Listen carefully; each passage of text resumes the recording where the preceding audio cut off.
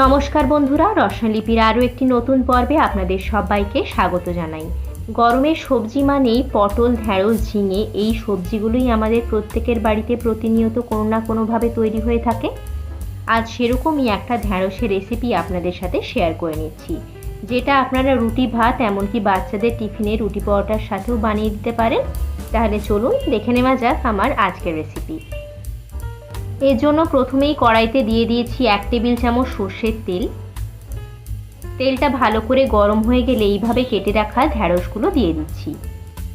ঢ্যাঁড়সগুলো দিয়ে হাই ফ্লেমে 3 থেকে 4 মিনিটের জন্য ভেজে নেব। প্রথম পর্যায়ে কিন্তু আমি নুন দেব না। 1 থেকে 2 মিনিট ভেজে নেওয়ার পর ঢ্যাঁড়সের যখন আটলো ভাবটা চলে যাবে তখন দিয়ে দিচ্ছি পরিমাণ মতো নুন। নুন দিয়ে আরও 1 থেকে 2 মিনিটের জন্য হাই ফ্লেমে ভেজে নেব। ভাজা হয়ে গেলে তুলে রাখছি। ওই কড়াইতেই দিয়ে দিচ্ছি আরও 1 টেবিল চামচ সর্ষের তেল। তেলটা ভালো করে গরম হয়ে গেলে দিয়ে দিচ্ছি একটা ফাটানো শুকনো লঙ্কা, হাফ টিস্পুন কালো জিরে। ফোড়নটাকে 30 থেকে 40 সেকেন্ডের জন্য একটু ভেজে নেব। 30 থেকে 40 সেকেন্ড ভেজে নেওয়ার পর ফোড়নটা থেকে খুব সুন্দর একটা গন্ধ বেরোলে একটা কুচিয়ে রাখা পেঁয়াজ দিয়ে দিচ্ছি। পেঁয়াজটাকে একটু ভেজে নেব যতক্ষণ না পেঁয়াজের কালারটা একটু চেঞ্জ হচ্ছে। 1 মিনিট ভাজার পর পেঁয়াজের কালারটা যখন হালকা গোলাপি হয়ে আসছে তখন দিয়ে দিচ্ছি ডুমো ডুমো করে কেটে রাখা একটা আলু। দিয়ে দিচ্ছি পরিমাণ মতো নুন।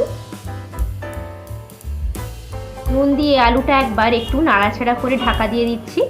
যেহেতু এই রান্নাতে জলের ব্যবহার প্রায় নেই বললেই চলে, তাই ঢাকা দিয়ে দিয়ে রান্না করব যাতে সব কিছু খুব ভালো মতো সেদ্ধ হয়ে যায়।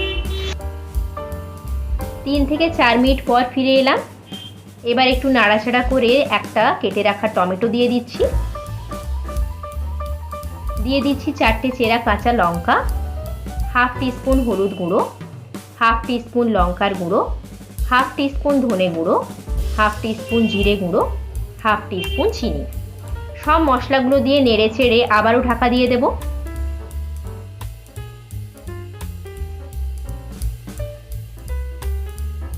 3 থেকে 4 মিনিট পর ফিরে এলাম।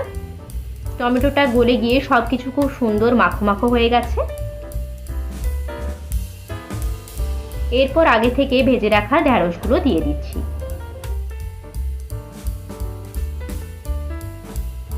ঢ্যাঁড়সটা দিয়ে সব মশলার সাথে নেড়ে চেড়ে আরও 2 থেকে 3 মিনিটের জন্য ঢেকে দেব। 2 থেকে 3 মিনিট পর ফিরে এলাম।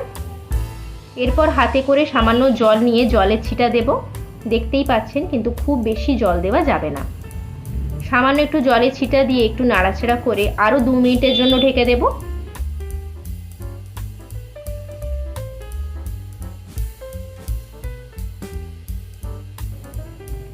2 মিনিট পর ফিরে এলাম।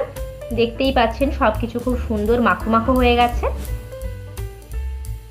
সব শেষে দিয়ে দিচ্ছি সামান্য কাসুরি মেথি। কাসুরি মেথিতে দিয়ে একবার নেড়ে চেড়ে নামিয়ে নিলেই তৈরি চটপটা সুখা ভেন্ডি। দুপুরে ভাত ডালের সাথে অথবা রাত্রে ডিনারে রুটি পরোটার সাথে এটা আপনারা সার্ভ করতে পারেন। আমার আজকের রেসিপিটা আপনাদের ভালো লাগলে লাইক করবেন, কমেন্ট করবেন, শেয়ার করবেন। আমার চ্যানেলে নতুন বন্ধু হয়ে থাকলে সাবস্ক্রাইব করবেন, তাহলে আমি যখনই নতুন কোনো ভিডিও আপলোড করব তার নোটিফিকেশন আপনার কাছে পৌঁছে যাবে। তাহলে দেখা হচ্ছে আবার কোনো মজাদার রেসিপির সাথে। ততক্ষণ সুস্থ থাকুন, ভালো থাকুন। ধন্যবাদ।